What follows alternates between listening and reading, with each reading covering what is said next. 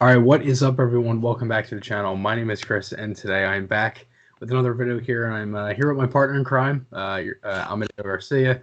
And obviously, everybody knows Amedeo. We do the podcast together, things like that. Amedeo, how are you? What's up, my friend? I'm doing good. For some reason, I'm not sure. Did you say Garcia when you said my last name? Did I actually? I think you said Garcia. That's I don't care. I thought it was like pretty funny. I was just like, what? But yes, getting prepared for Flyer season. It's funny too. Speaking of Garcia, that's basically what I have to make my name on NBA 2K because they think my last name is profanity. Oh, I feel like such an total idiot right now because I've known you for over a year and a half, almost 2 years, and I've never butchered your name like that. But again, kind of off the topic there, but again, kind of just a look at what we're going to be talking about this video. We have the last 2 days of training camp for the Flyers, January 6th and 8th, and pretty much we'll kind of just be breaking down the groups, some of the lines, some quotes and things like that. Just to start off, Amadeo, how do you kind of look at these last 2 days in training camp, and kind of what have you seen from the first, really the whole week? To be honest, just to kind of start off. Right now, I think we're starting to get maybe more closer to maybe what the actual team could possibly look like. I think the power plays, especially when they were doing them over today, when you have Drew, Provorov, Couturier, Konechny, Hayes on the first power play unit, I think that's where we're getting closer and closer. I think once you get towards Sunday, when it's the scrimmage, I think that's when you're actually going to start seeing some things. So if you're looking at day three's lines from the big club, you got Lindblom, Couturier, Konechny, Drew, Hayes, Farabee, JVR, Patrick Voracek, Raffle, and Aube-Kubel. I can see some lines like that, definitely. Especially Couturier, Lindblom, Konechny. They were lines to start last year. Right. Yeah, I mean, I personally I agree. I mean, I think a lot of it is, honestly, if you go and you look at, I believe it is just Group A for the third day on Wednesday. The forward is in that forward group. The 12 forwards are Konechny, Raffle, Hayes, Couturier, Patrick, Lawton, Lindblom, JVR, Giroux, Nicholas Aube-Kubel, Farabee, and Voracek. I mean, that looks like a pretty deep NHL forward group. And as for the defense, it's kind of it's kind of similar. Just obviously you have Meyer, Sanheim, Hag, Provorov, Ghost, Gustafson, Braun, and then you obviously have Zamula in there too. And then obviously the goaltenders are Hart and Elliott. So pretty much, I mean, really the only other guys that were in Group B that day that I could say that could make the team are Frost, Morin. You can maybe see Wade Allison, maybe Linus Sandin, because again, I don't really think as for Sandin's case, he wasn't brought here to play in the AHL. So I think he'll be playing for the Flyers this season. But again, I kind of feel the same way about the defense with that group too. I mean, maybe Friedman, but that's probably it. So overall, I think day three it really looked like you're pretty solid NHL roster. Kind of just to go off that, I know you did just read the offensive lines, but the defense for day three was Provorov with Ghost, Sanheim and Myers, Hagen, Gustafson, and Zamula and Braun. Really liking that 17-18 pairing of Provorov and Gostisbehere, which was actually the same pairing today on Friday the 8th. So they've already ran that twice. Obviously that really good second pairing last year of Sanheim and Myers. Hag with Gustafson and Zamula with Braun. So overall, I feel like those are some pretty solid lines. And then the Group B forwards for day three were Bunneman, Frost, and Allison, Morin, Andrioff, and Sandin, and then Forster, Willman, and Wisdom for that third line there. And kind of just to go off those lines, Amadeo, what are kind of your thoughts on the D there, and then obviously the Group B lines too? I know this is gonna be like me sounding like a dick right now, but like right now I'm super pessimistic just right now with Gostisbehere. Like I can understand why they're putting him on the first pairing because they've been there before and it's worked in the past, but right now, just like with Ghost the past few seasons right now, he still has to show me something to where he can play on that first pairing with Provorov. I know Provorov said that he wants to play with Ghost and all that, but it's just me being pessimistic. And right now, I know I should be optimistic with this team, but Ghost is something that makes me pessimistic. But Sanheim Myers, we've seen him the entire year last year growing and developing as one unit. Yeah. So maybe that's something that can work for an entire season. Maybe a slide up either Sanheim or Myers with Provorov. That could Mm. also be something. Gustafson, Haig, Braun. I feel like you're going to see Gustafson more in the lineup. I feel like this season. Maybe Haig is a guy that you healthy scratch a couple of times here and there. Maybe Braun's a guy that you healthy scratch a couple of times here and there. It's and Zamula. I expect him to be more taxi squad guy than really anything. Yeah. So, I honestly with these 7 guys right here, really your locks are Provorov, Sanheim, and Myers. Maybe Ghost. I would say Gustafson most likely is a lock. I don't think they're going Yeah, to. I think Braun too. I think Braun's also a lock. So maybe basically your odd guys out as healthy scratches are Ghost or Haig. Yeah. I mean, honestly, I agree with the most part. As for Ghost, and kind of what you said there, I honestly love Gossespierre out there. I said from, and I've said this before on the podcast, I said it to you off camera, and I've said it many times that the only way that Ghost is going to be able to get back into that form is if he plays minutes. And honestly, I think if you put him on the first pair, that could even give him more confidence. So I mean, I trust it because it's not like they don't. And obviously, as you said, I said this to you before we recorded. Was it's not like they don't. It's not like the players don't give insight about who they want to who they want to play with. I mean, Provorov has been with Ghost twice, and the other 2 days he was with Braun and Friedman. So he's already been with two right-handed defensemen. He hasn't been with Myers or Sanheim yet. So I think they're trying to experiment a little bit, and it makes sense. So I think overall, you have Provorov and Gosper. That was the same day 3, day 5 as well. They both took reps on that first power play unit too. You had Gosper at the point quarterback. You also had Provorov. So overall, I feel like it's pretty solid.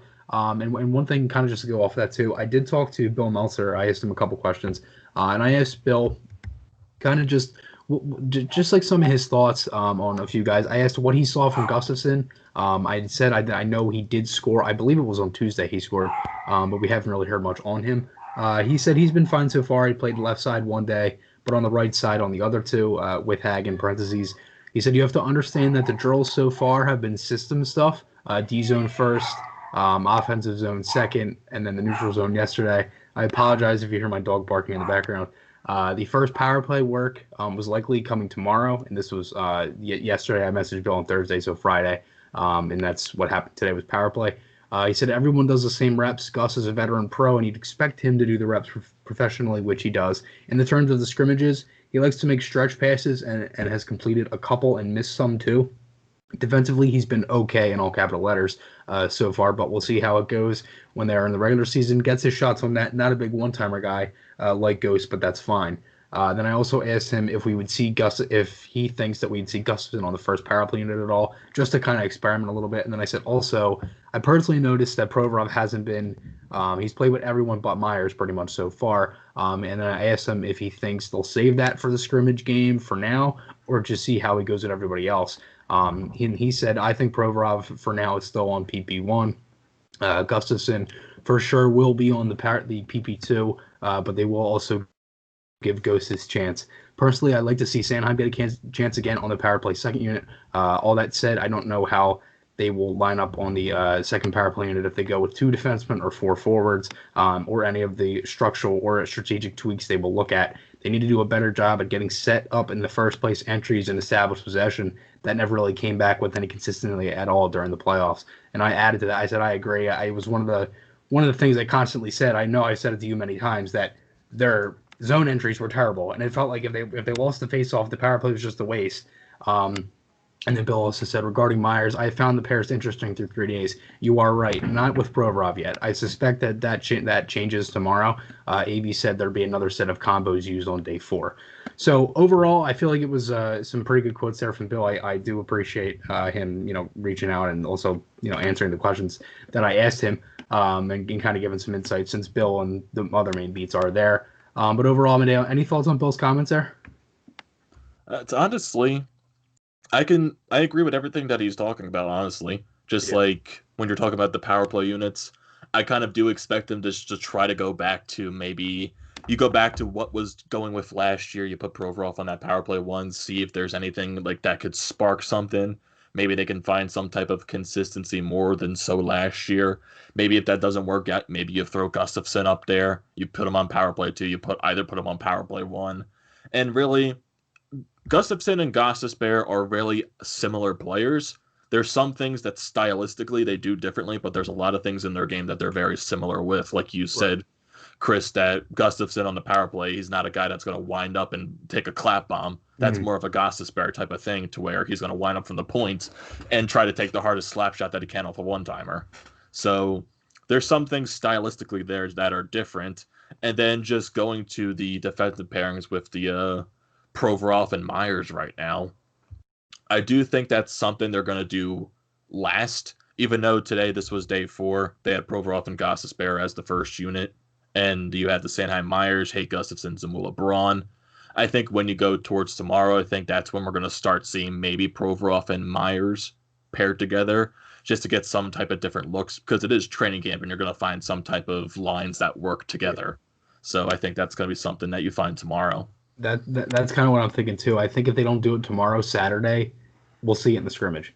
Yeah. If not, I would love for them to use Ghost with Provorov continuously if it's working. I think if they'd done it twice, then it makes sense. But I know AV did mention that there would be different, obviously different D pairs. But kind of just going off of today, day 5, you had your forward group, Konechny, Couturier, Patrick, Lawton, Lindblom, JVR, Frost, Morin, Wade Allison, Albie Kubel, Connor Bunneman, and Jake Voracek.